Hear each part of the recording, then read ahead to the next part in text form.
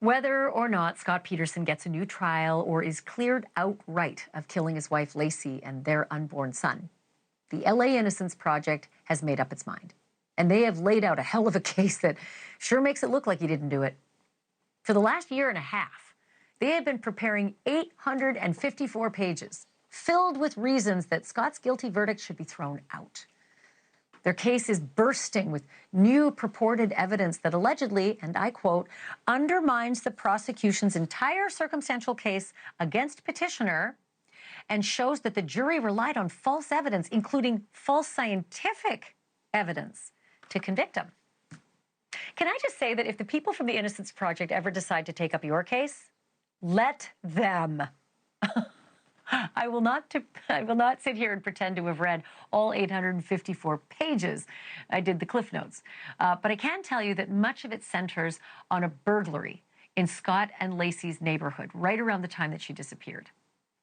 What's new is that the filing says it happened on December 24th, Christmas Eve, the day that Laci vanished. And not on the 26th, as the prosecutors told the jury. The filing also says more people were involved in the burglary than the two men who copped to it. And it claims to have uncovered a witness who heard the burglars talking about a confrontation they had with Laci after Scott had already left for the day. And that could not have happened if the prosecution's timeline and theory of the case is correct. The Innocence Group says it has evidence that links those burglars directly to a burned-out orange van that we've talked about before on this show, inside of which was a bloody mattress. And the group says that it can prove Laci's body wasn't dumped where prosecutors said it was dumped, the very spot where Scott had been fishing in the San Francisco Bay. There's still a ton to unpack, so I'm thrilled to be joined by a man who knows this case better than anyone. Scott Peterson's former attorney, Mark Geragos, also friend of the show, and guy who knows a lot about the law, generally speaking. So, inside baseball and outside baseball, how big a deal is this? How new is this stuff? Well, there's quite a few things that jumped out at me. I always remember when we started that trial, you may remember over 20 years ago, the prosecution's theory was that Laci was killed on the 23rd. By the time we got to the end of the trial, almost a year later, they had conceded that she was alive on the 24th, which was the only thing you could do. The evidence showed that clearly she was alive that morning, and we figured that out just by the cross-examination of the forensic expert.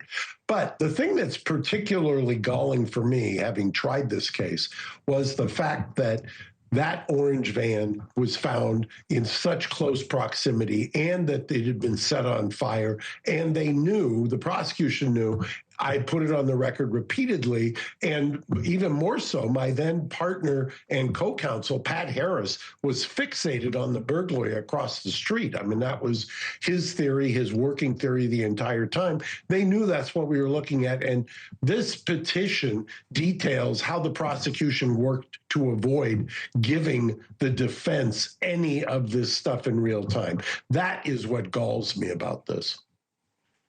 I'm also really interested to hear about these new sworn witnesses that say that they, overheard conversations, confrontations that Laci had with these burglars at a time that they're saying the burglary did not happen. Are these new people? Have they ever, appeared before? Were they part of the original adjudication of Scott's case? Like, who are they, and why is this such a big deal right now?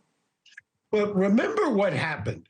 The jury had deliberated for about 9 days, and the judge kept removing jurors who were holdouts. And finally, on day 9, they came back with the guilty verdict. And on that day, the prosecution handed me a report, which they had never disclosed in the previous year, which said a lieutenant at one of the prisons had overheard a prisoner talking to a relative about confronting Laci across the street. And I said, how could you sit on this and wait until the day the verdict comes in after the jury's been deliberating for 9 days and then hand me that? There's a picture right there on your screen of Pat Harris. And And I was appalled by that. I'm appalled by a lot of what's in here. As I have said, and I thank you for noting it, I don't think there's anybody who knew the evidence better in real time than I did when I tried this case. And I saw nothing other than that he didn't act right evidence, meaning the tapes with Amber, that gave any credence to the idea that this person who had absolutely no violence in his background, who was basically adored his wife, would ever have done harm to her, let alone his unborn child. It was just inconceivable. He did write over 100 pages as part of this submission, and I think a lot of people watching right now who were very invested in this case would say, adored schmored. He was sleeping with Amber Fry, cheating on her, and even at Laci's memorial was yammering on the phone. Total schmuck, absolute schmuck. And he addresses the schmuckiness of himself in these pages, doesn't he? Well, we were very upfront about that. He knew, he had lived through Gary Condit in that same area in Modesto. Gary Condit was a then congressman. As soon as somebody from the media found out that Gary Condit was having an affair with a woman who went missing, Chandra Levy, game over. The prosecution, the law enforcement didn't do any further investigation. As it turned out, they missed the most obvious suspect, and they bungled everything. So he knew that if he admitted to Amber, or if Amber got to the police, that they would stop searching for Laci, which is why he went through such great lengths to tell her the lies that he told her. But the fact remains, there was no forensic evidence.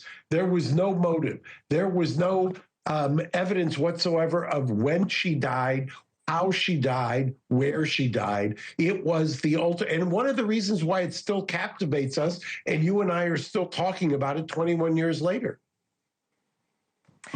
Yeah, and there's new science coming in this as well, which I'm looking forward to. By the way, I just love looking at the pictures of you, 21 years ago. You haven't aged a bit. Thanks, Geragos. Appreciate this. Thank you. I knew you were going to say something, but we'll talk again. Thanks for watching. Go to joinnn.com to find NewsNation on your screen. And don't forget to click the red subscribe button below to get more of NewsNation's fact-driven, unbiased coverage.